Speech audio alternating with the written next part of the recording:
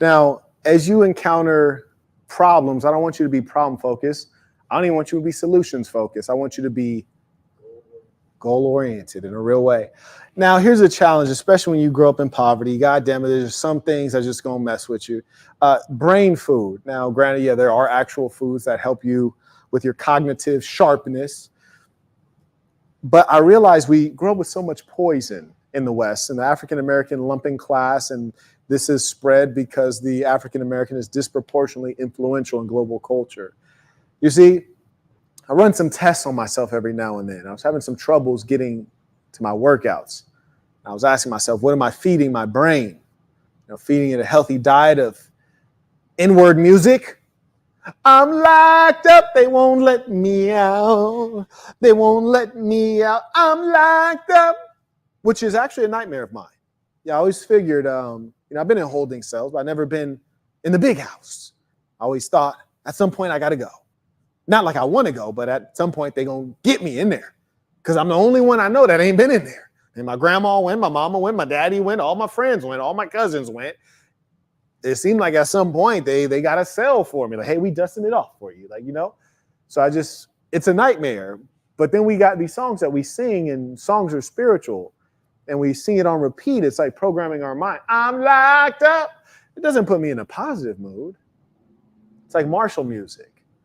You wake up, sing that, you might even be vibing to it, but it doesn't make you happy or optimistic or energize you. But, and I'm not, recently you guys saw messing with this Sean Paul. Shonda Paul, yes, the girls in Simba.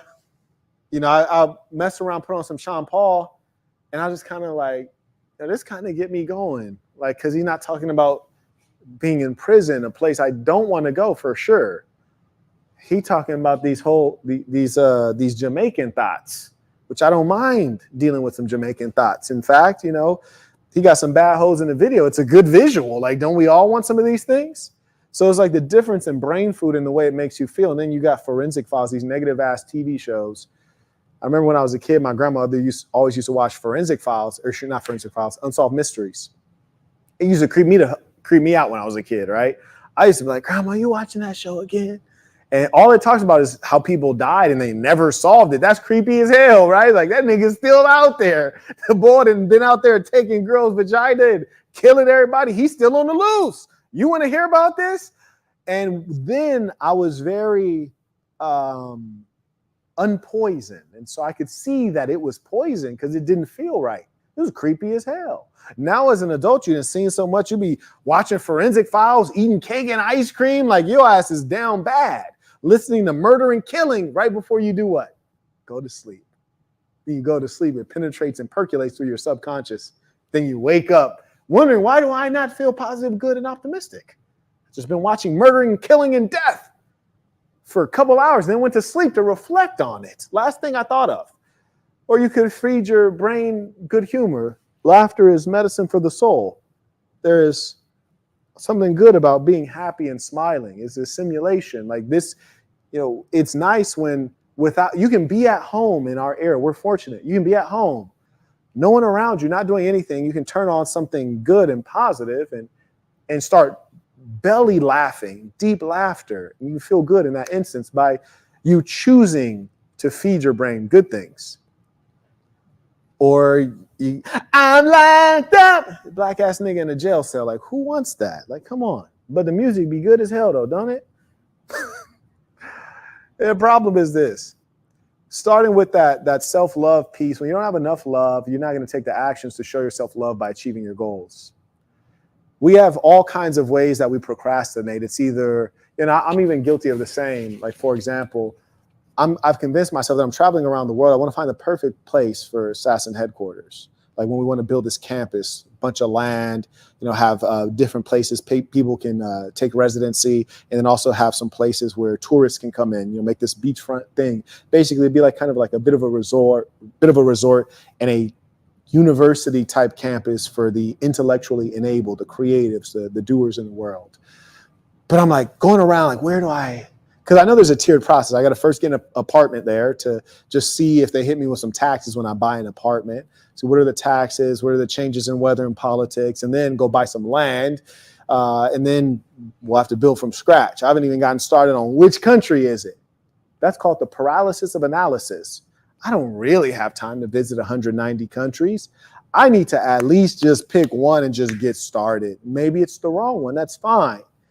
Because maybe it's the wrong one and I start building and I realize I have a grander vision. Cool, go to another country, build it again. Even the wrong goal leads to the right place. The worst thing is to have no goal. The worst thing is to have no goal. It's like having no God. You have no guidance. When you have no goal, you have an infinite amount of time. You can be idle.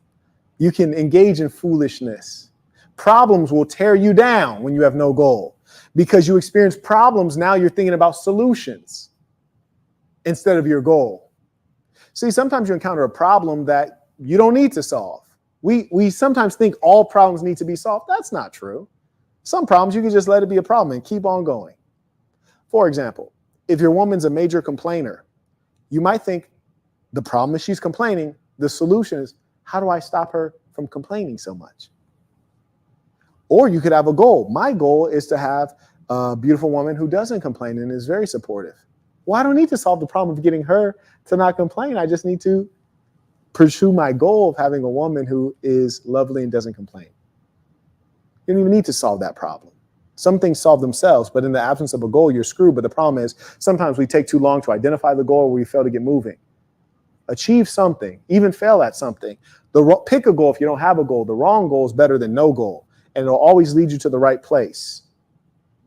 Remember, you're not problem solution, you're problem goal. If you encounter a problem, figure out, does it impact my ability to pursue my goals? Focus on the goals. If it doesn't have anything to do with my goals, low-key is not a problem. Leave it as is, carrying on. You might say, we call women delusional. Some of us are delusional too. I'm delusional sometimes.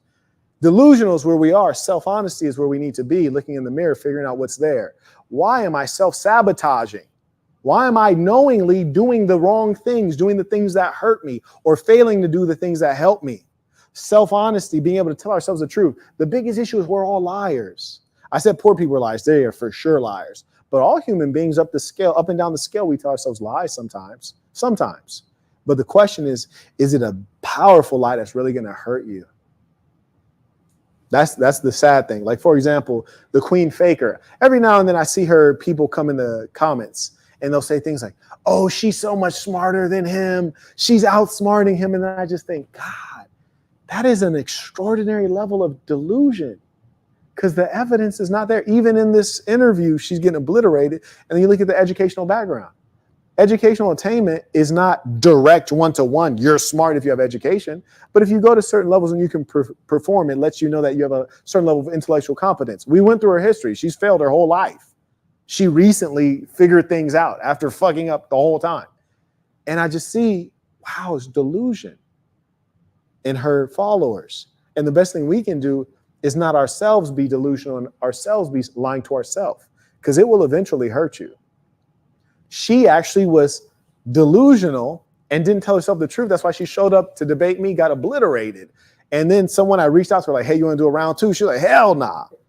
Because she knows it hurt her really bad because she was exposed for the first time. She was going, and that's the same thing with Andre. He was boxing Benavidez. He was a world champion. He's a world champion. Motherfucker was definitely self-delusional, wasn't telling himself the truth. Because you just told me at the the post-fight conference, hey, why'd you lose? He said, oh, I'm a better boxer. I'm a better fighter. He's just a bigger man. What? Even Bridget said, aren't they in the same weight class? That's all there is to the story. You in the same weight class. Y'all weren't boxing each other for no reason. Y'all are the same size. You's a liar, boy. You delusional. You need to tell yourself the truth, which is, I don't have any power in my punches, and I ran out of gas, so I couldn't run from him. And that ball hit hard.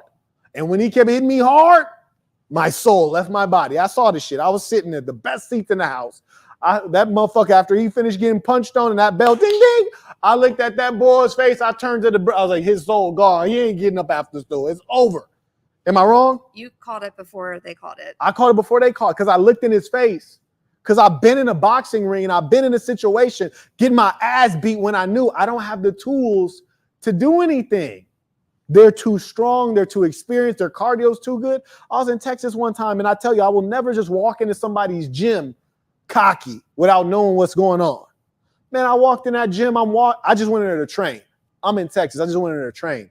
I'm watching a black dude in the gym beating the snot out of these white kids. I mean, just beating the crap out of them.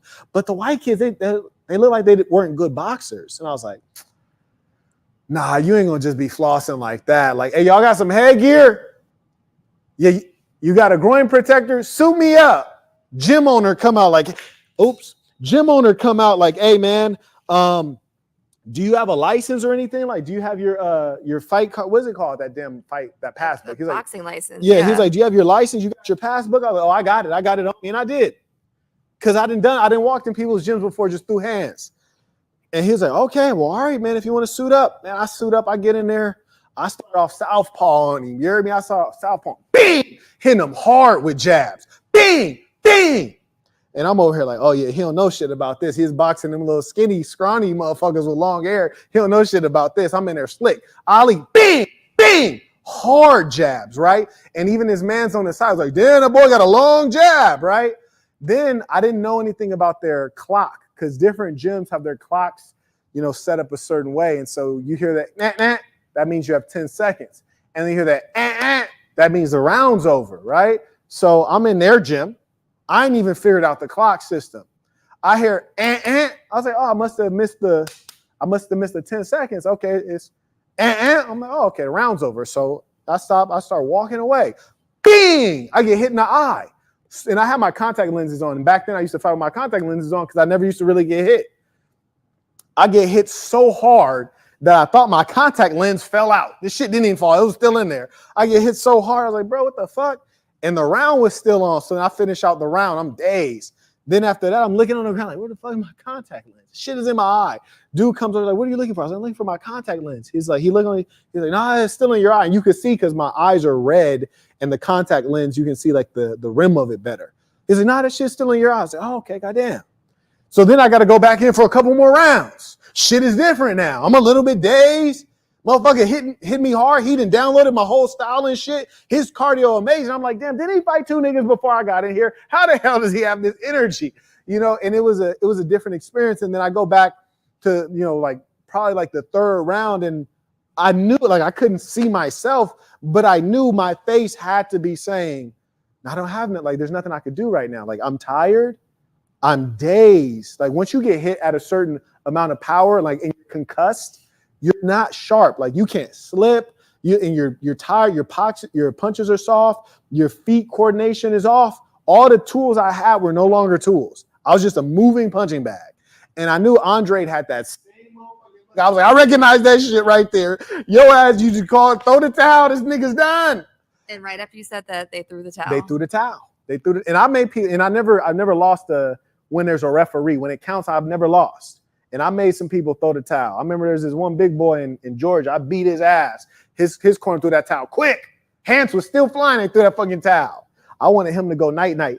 Sleepy time. Fantastic. Now, we got the main camera on for this one? Yep. Okay. This is the male-female inverse value chart. Now, on this chart, you'll see that the male actually starts out below the female in value. And when I say value, we're talking about the dating marketplace. The female starts out up here, and you see her value shoots up rapidly, automatically, because it's not coming from her efforts or her work, but from her physical attractiveness that she's born with. So it shoots up rapidly and reaches a peak in her early 20s, not mid 20s, early 20s, shoots up rapidly, boom. Then it starts to decline rapidly. Conversely, you see there's an intersection here at age 25 where the male and the female are actually equally yoked. They have equal value to one another around age 25. But after that, the male reaches his peak in value. His value starts low because as a man, we expect you to be a protector, which is say big and strong. And to be a protector, you can not only protect physically, you got to be able to protect financially. Oh, someone got sick. Can you pay the medical bills? Kids need private school. Can you afford that? And so the male as a young person has to build up, might go through university, might go through training programs, might take certain courses to enhance his skill set. And as he reaches 25, he crosses paths with that female. He's on his up trajectory. She's on her down trajectory. Now, around the early 30s, he's got his stuff together. Business is booming. He figured out his career. If he's a professional, he's like, I'm an accountant. I got my degree. I got my clients. I'm making money. Things are going well. Or I'm a business person. I got my product-based business. We figured out sales. Revenue is coming in. I'm happy. I'm healthy. I'm strong. I'm still young enough. For example, Andre last night, he might not have boxed extremely well, but you look at his physique was extraordinary. Extraordinary. He's 34. So all of the tools in the man are at their peak when he's in his early 30s. And here's the thing. Because the man's value is based on his ability to contribute financially, to be a protector, to be a wise guide and leader, and those things come later in life, experience, wisdom, his value comes later but lasts longer and declines more slowly. Whereas the woman, hers being largely based on her externalities, attractiveness, fertility, it declines rapidly. And this infographic is actually imperfect. These lines, when they meet somewhere around age 70, they should actually be on the same line, finishing it out. Shout out to my graphic designer. We're going to have that amended. But these two lines should meet here and finish out in parallel. Reason being, at that old age, a lot of the unique values that the male or female offered are irrelevant. You're both wearing Pampers and you got fake teeth, okay? At that point, you're just happy to have somebody so you're not alone when you die. So at that point, it doesn't really matter. So what men and women need to understand is that a man is able to establish his value. It takes time and you have to work at it. A woman should understand that, look, love, age 25, if you ain't locked him in by then, oh, you're about to have some challenges, because he's at his peak here, which means that when he's at his peak, he has his choice of what he wants. And he's about to choose a woman who's at her peak. So the man who's in his early 30s is looking at the woman in her early 20s. So baby, if you didn't lock him in by age 25, you're about to get leftovers, and you're going to be a leftover. So women need to make this decision quickly, and men need to know that they need to work on themselves, not wasting that money on intoxicants, bottle service, cigarettes, and all that goofy stuff. Spend that money on yourself so that you're valuable and you can get what you want, so you can finish out your golden years with a worthwhile woman that you've spent a long time with and had a good family life with. Any questions about this one?